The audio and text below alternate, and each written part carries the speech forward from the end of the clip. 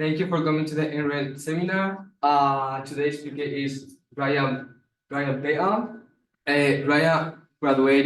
Ryan studied his undergrad here at UH Manoa at the NREM department, and he finished in 2014. Then he continued doing graduate studies in this department at NREM, and he ended his program in the 2017. And he is now a fish and wildlife biologist working in the U.S. Fish Wildlife Services in the Ecological Services Division of the Pacific Island Fish and Wildlife Office. And he's gonna share his journey working with different species from snails to plants and working in beautiful places like Guam or Nihoa. So thank you so much, Ryan. Thank you.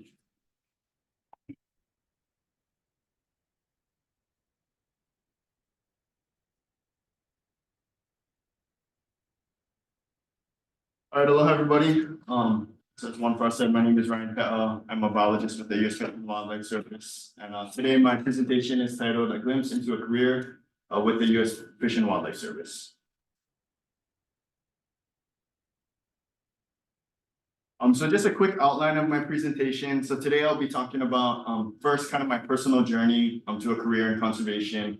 And then I'll give an overview of the Fish and Wildlife Service in the Pacific Islands and the different divisions that we have here. I'll talk about some of the roles that I have held in our office, including some insights into some of the projects that I've worked on. I'll describe kind of my current role now, and then share some internship and career opportunities that we have with the Fish and Wildlife Service. So starting off with my personal journey, I was born and raised here on the island of Oahu. I'm from Makakilo on the western side of this island, and right now I live in kind of Kapolei and Ewa Beach area. And so growing up, a lot of us spend our times outdoors, and so that's kind of how my childhood was growing up: surfing, fishing, diving, and hiking. And so I grew a passion for the environment, kind of growing up and playing outside.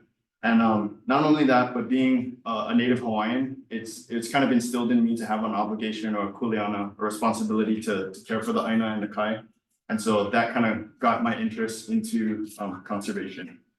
And so through that, I enrolled at UH Manoa for both my undergraduate and graduate degree in the NREM program, which you all are in. And I'll just share some of the internship experiences that I had while I was in school, to kind of share how that shaped my career today. So really, while I was an undergrad, I didn't know if I wanted to be or work more in the marine environment versus the terrestrial environment. So I was kind of trying to use that time to figure out what my interests really were. So one of the internships that I did while I was an undergrad was through the Pacific Internship Program for Exploring Science, or PIPES, which is located on the Big Island through UH Hilo. And so I worked with the UH Hilo Marine Science Department. And my project there was to study the currents and the tides in Kiholo and Hilo Bay on the Big Island. I also did some volunteer work at Hawaii Institute of Marine Biology, so here on this island, on in Kaneohe's side. So that was kind of the marine experience while I was in undergrad. And then I moved on to also doing some terrestrial work. So some of the undergrad internships that I had in more of the terrestrial environment involved, I believe I had a quick job with the botany department here at UH. And so I got some experience working in dry forest ecosystems as well as wet forest ecosystems. I was kind of a field tech that conducted a study in dry forest ecosystems in Kona on the Big Island, and also wet forest ecosystems on Kauai. I was also involved in some volunteer opportunities through other conservation partners throughout the island. I did some volunteer work with the Oahu Army Natural Resources Program. So it was great to kind of get experience working on invasive species removal and outplanting work, and see some of the cool remote sites that they had access to. And so kind of through all these experiences, when I went to grad school, it kind of honed in my interest a bit more. And so I did a internship program with the U.S. Fish and Wildlife Service called the Directorate Fellowship Program. And my project as an intern here was to work with Hawaiian tree snails, which are endangered here on the island of Oahu. And so there was a lot of cool field work that I got to be a part of, mostly with the snail extinction prevention program that's housed under DOFA. And so those are a couple of pictures of listed snails that I was able to see out in the field. And not only that, but through this internship program, I got to work with other biologists in that office and to kind of get a feel for what they do on a daily basis and see other field opportunities that I was able to have a part in. So one here on the left is they were doing a project to translocate albatross from, I believe, Midway to James Campbell National Wildlife Refuge up in Kahuku. And so I got to see some of the work that they were doing with the albatross that's within a predator-proof enclosure up at that refuge. I was also able to be a part of some of the waterbird surveys that they have out at the refuge. So here's a photo on the bottom right of James Campbell National Wildlife Refuge. And so we just did surveys where you go out and you count the waterbirds. So it's a pretty cool experience. And ultimately, when I finished grad school, through this program, I was able to get directly hired onto the U.S. Fish and Wildlife Service. And I've been with them for about 7 years now. So with that, I'll kind of go through some of the different divisions that we have with the service here in Hawaii. But first, I wanted to share the mission statement of the service. And so the mission of the U.S. Fish and Wildlife Service is to work with others to conserve, protect, and enhance fish, wildlife, and plants and their habitat for the continuing benefit of the American people. And a couple of things that I wanted to point out that are, or wanted to emphasize in the mission statement is that in the second line, it states to work with others. And so that's a really important part of our mission. We really can't do this work alone. So a lot of the work that we do is not only working with the public, but we also work with a lot of the different conservation agencies and organizations throughout the nation, and in this case, the state. Not just federal agencies, but state agencies as well. So we have a great partnership with DLNR and DOFA because a lot of their goals are similar to ours in conserving and recovering wildlife and their habitat. So the Fish and Wildlife Service in the Pacific Islands is quite expansive. It doesn't just cover the main Hawaiian Islands. These are just a couple of maps to show some of the areas that the offices do work in. A lot of them, this kind of covers a lot of national wildlife refuges, as well as marine national monuments that our office does do some work with. We do have staff that go and visit a lot of these places. And as well, we do have staff that are staffed in some of these areas. So in Guam and the Marianas, we have a whole team there, not just through refuges, but through our office as well that work with species out there. We do work in American Samoa. Right now, I don't believe we have any staff there, but that is an area that's under our geographic jurisdiction in the Pacific Islands. So next, I'll just kind of go through the different divisions and offices that we have just here locally in the Pacific Islands. So the first one is the National Wildlife Refuge System. And this is comprised of National Wildlife Refuge units, as well as some of the marine national monuments.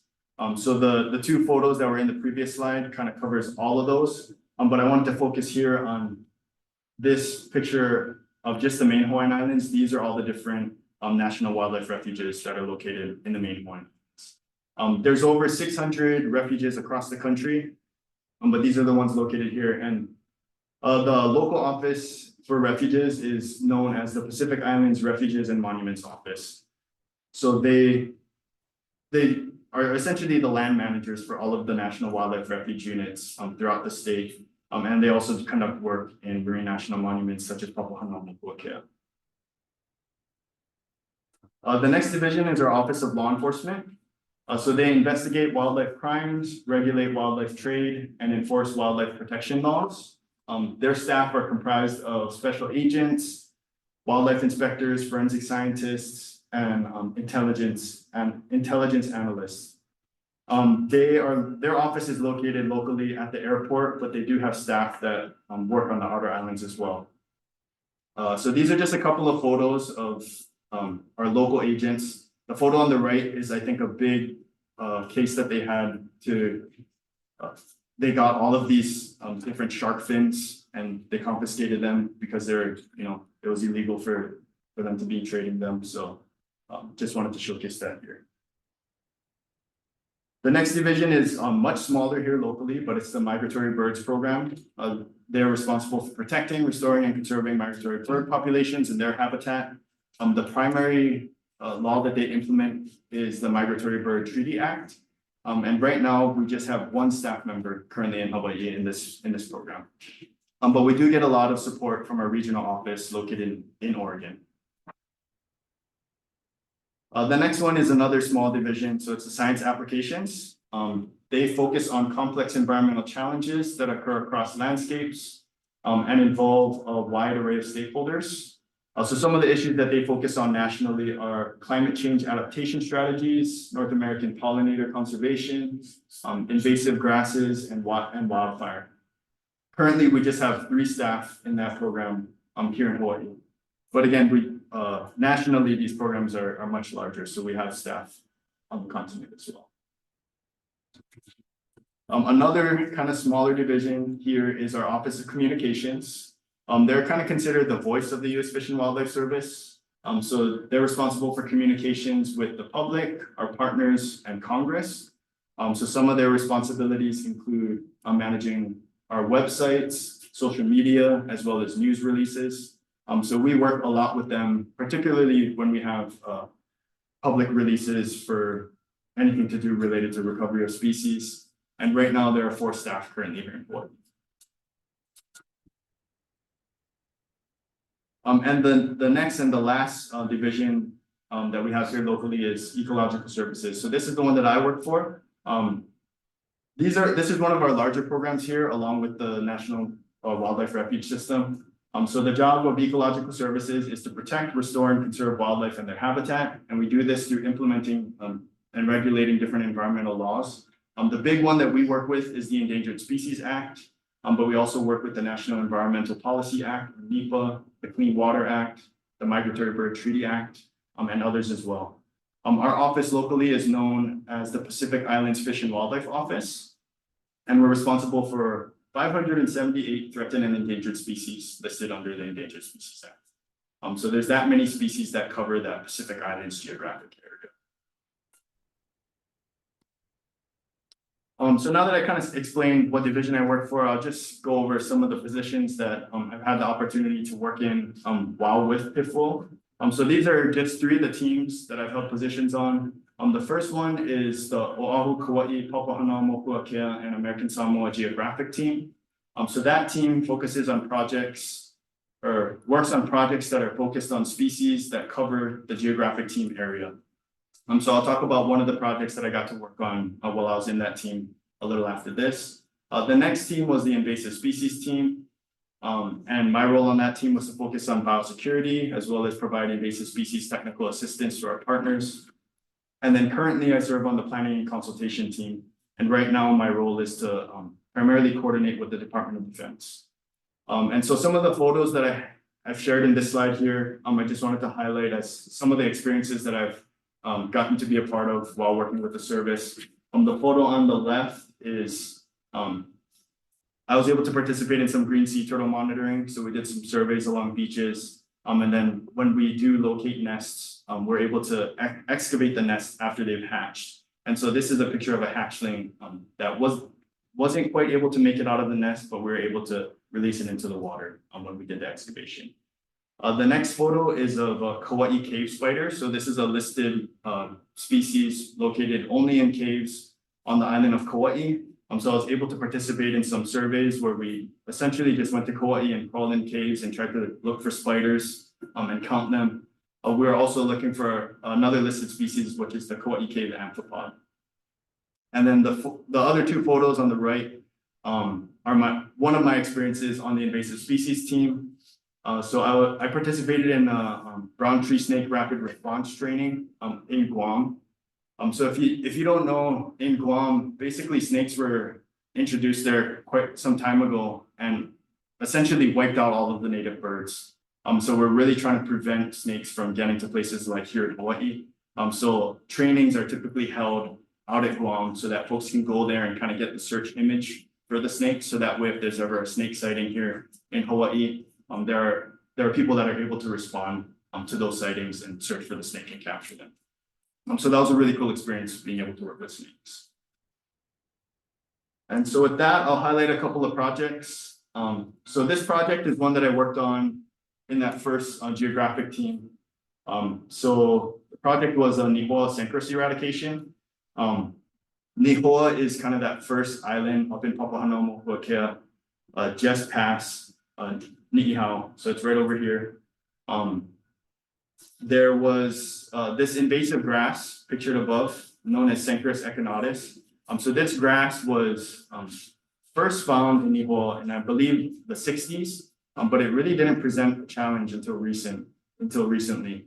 So an eradication effort began in 2018, following a dramatic increase that was observed in this species. I think they found like over 600 plants when they did a trip out there, and so they came up with this project to try to eradicate it, because the grass is really impactful to the native vegetation as well as seabird habitat. So in 2019, I was able to participate in just one of those trips that they took up there to try to control and eradicate this species. So some of the challenges with this project was that, there's a lot of challenging logistics in getting to the island. The landscapes and terrain are quite challenging to work on, and also conducting work in such close proximity to wildlife like seabirds and plants, and also cultural resources can be a challenge. So the photos here kind of show the terrain. The photo on the left is the backside of the island, so it's pretty much just a sheer cliff. So you access the island from the front here, and all of the work that we're doing is hiking along this terrain, because you really can't do anything on the backside. Not that plants established on that side anyway. This is a photo of the boat that's taken up there. So just chartering the boat is a big cost, and it takes about, I think, 2 to 3 days one way from Oahu to Nihoa to get there by boat, and then 2 to 3 days back. So there's a lot of planning and time that has to go into something like this. And really, I didn't have much to do with the planning of it. I was just kind of a participant, but I just wanted to share that. These are some of the other challenges. So there's no real landing on the boat, on the island. And so what we do is we take this smaller boat and you come up here right against the reef and you time it with the swells to make sure that you're not going to just get swiped off by a wave. And you offload personnel, and then you have personnel pass over all the gear. And then you make a line and pass all the gear up the rocks, up into this campsite area. And so a lot of the stuff is kept in buckets to secure it from the water. And also there's a lot of biosecurity concerns that go into projects like this, making sure that everything that's brought to the island has been decontaminated. You can't take regular clothes there. You have to either get brand new clothes or only wear clothes that have been to the island before, and everything is frozen before you go up there. So while we were there, we conducted primarily surveillance and control for Synchros, and the methods were to hand pull it and spray those areas with pre-emergent herbicide in hopes that the seeds wouldn't be able to sprout after that. But while we're up there, because it's so logistically challenging to get there, there's a lot of other work that goes on just to kind of take advantage of people being on the island. So passerine surveys are done for both the Nihoa finch and the Nihoa millerbird, which are 2 listed bird species on the island. And then a whole lot of native and introduced species observations are taken to see kind of changes over time in the different vegetation and seabird species up there. But essentially, this was just a great experience to be a part of, being able to go up to Papahanaumokuakea. So I just wanted to share that with you. And these trips are kind of still ongoing, and they're monitoring in hopes of still eradicating the Synchros, but I think they're still finding when they do go on these trips. So the next project that I wanted to talk about is a project that I worked on while I was on the invasive species team. And so this one is called the Niothrips monitoring at Kalailoa. So Kalailoa National Wildlife Refuge Unit. So this is the unit that's located on the southwestern side of the island of Oahu. It's kind of in the Barbers Point area. So if you're familiar with like White Plains Beach, it's kind of on the Waianae side of that. And then if you know where the Kalailoa airport is, you can kind of see the runway here. It's literally right next to it. So this was a refuge unit that was established for 2 listed plant species. But the problem here was something called the Nile thrips. So this is an invasive species. It's a gall-inducing thrips. So it's shown in this picture over here, and you can see how tiny it is in this middle photo. In 2008, it was first detected in Hawaii on the Big Island. And then in November of 2018, we got the first detection here on Oahu. And a lot of work was put in to try to prevent it from spreading and establishing here on the island. But unfortunately, in January of 2020, we got the first detection at Kalailoa. And so what the thrips does is it galls into the new leaves of Nile, which is a native plant species. And so this is some of the damage that it causes. And eventually this kind of galling leads to dieback of the leaves and mortality of the plant. So the importance of this project was that Nile is the dominant native vegetation at Kalailoa. So it's a foundational species for that coastal dry ecosystem. And there's two types of Nile found at Kalailoa. The first is the common Nile, which is Myoporum sandwichens. And the second is a much more rare endemic Nile species, which is Myoporum stellatum. And the importance of the Myoporum stellatum out here is that it's the largest known wild population basically in the world, because this is an endemic species, it's only found on the Ewa side of this island, and this is the largest known wild population. So it was kind of concerning when the Nile thrips did make it out to the refuge, because we were worried about this endemic population. And so what we did was we put a survey protocol together to monitor the impact and the spread of the Nile thrips. The protocol was to establish 40 permanent points. And then every survey, we also surveyed 40 random points. The permanent points are basically, we revisited the same plants every survey to see if there was any change in the impact that thrips was having. The map on the right shows all of the locations of the different permanent points. We conducted quarterly surveys for 2 years, and we used Art Collector to collect the data. The photos here on the bottom kind of show the way that we quantified the damage. So the four on the left show different levels of galling on the leaf tissue, and the photos on the right show different levels of dieback.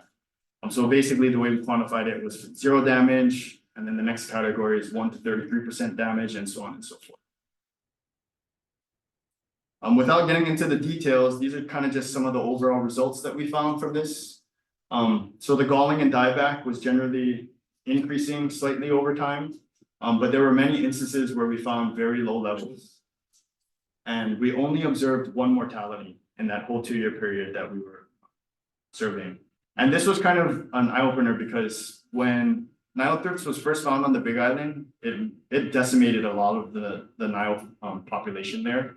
And so when it did get to Oahu, that was kind of the main concern, was that it was going to wipe out a lot of the Nile that we have. And so we were really worried about it, but it was really interesting because we only observed 1 mortality in that 2-year period. And typically it moves a whole lot faster than that. Another thing we found was that the makai plants, the plants that were closer to the coast, were consistently showing lower levels of damage and also less thrips observed. And so kind of the hypothesis with this was that the Myoporum stellatum, that rare endemic Ewa Nile, potentially has some resistance to the Nile thrips. When we did bring this up with partners, they also noticed that just generally, the thrips didn't seem to be as effective in more coastal environments, which we did see with the makai plants having less damage. And it could be to salt spray, just the hot and dry conditions on the coastline, or the onshore winds kind of keeping the thrips at bay. But this finding was similar to some other studies that were kind of done at the same time that showed that potentially the Myoporum stellatum does have some resistance to thrips. And with that, I'll kind of go into describing the current role that I have. So it's not really a project, but this is kind of the current role that I have with the service. So I work as a biologist, but my role is the Department of Defense coordinator. I'm kind of the primary POC or point of contact for all of the Department of Defense or military installations here in Hawaii. And my primary role is to coordinate with them on the Endangered Species Act and CITES Act. And so these are just some of the different military branches that we work with here locally.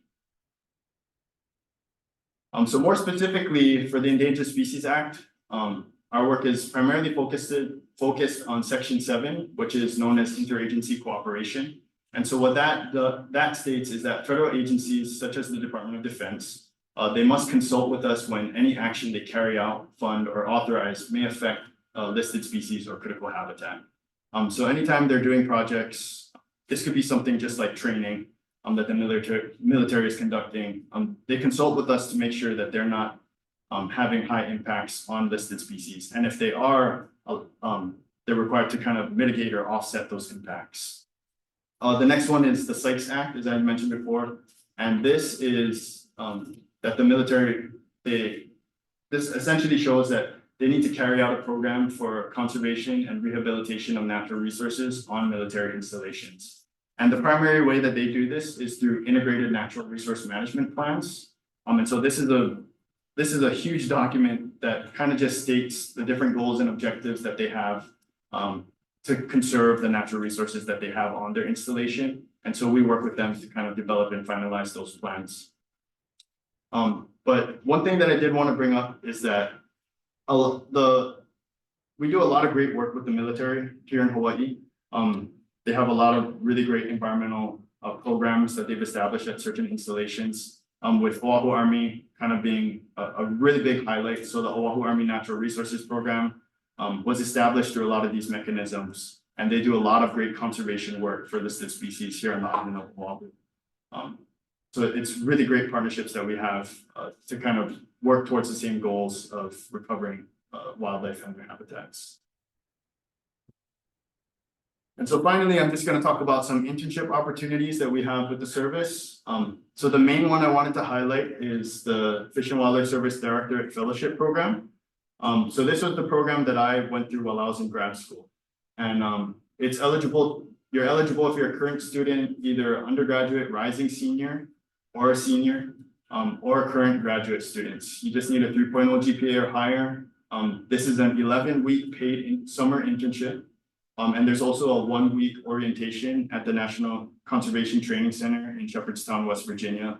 And so they'll fly you up there, and you'll go through that orientation.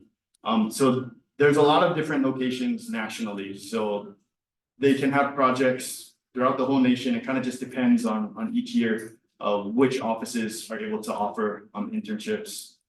And this includes Hawaii. So I think usually we have about one to two. I think there's some years where we didn't have any, but either our office, Ecological Services, or our refuge office has been able to host these interns pretty consistently throughout the years.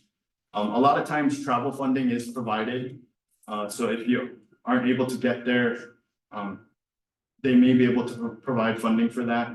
And depending on where it is, housing may also be available. It really just depends on the project.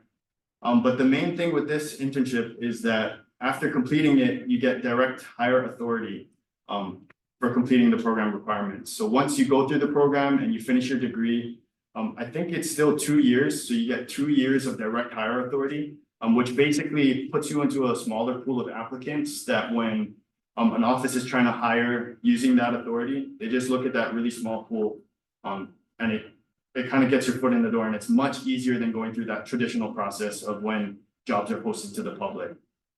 So some of the stats for this program is that over 380 students have participated since 2014, and over 150 were hired permanently with the Fish and Wildlife Service. I think that's from last year, so those numbers are probably a little different now. But one thing is that with that direct hire authority, it works throughout the federal government. So you could get a job with other federal agencies as well, but typically it'll probably be with the Fish and Wildlife Service because you have that experience working with them. But yeah, applications are typically in the fall, so kind of keep an eye out around when the school year starts. Last year, the applications were due in October. I would share a website, but they don't really have an official website for this program. I think they have a Facebook page, but if you just Google Directorate Fellowship Program, there's a lot of great resources that come up in the top hits. And then the next thing I'll touch on is usajobs.gov. So unfortunately, I looked at this yesterday, but we don't have any current postings for the U.S. Fish and Wildlife Service here in Hawaii locally.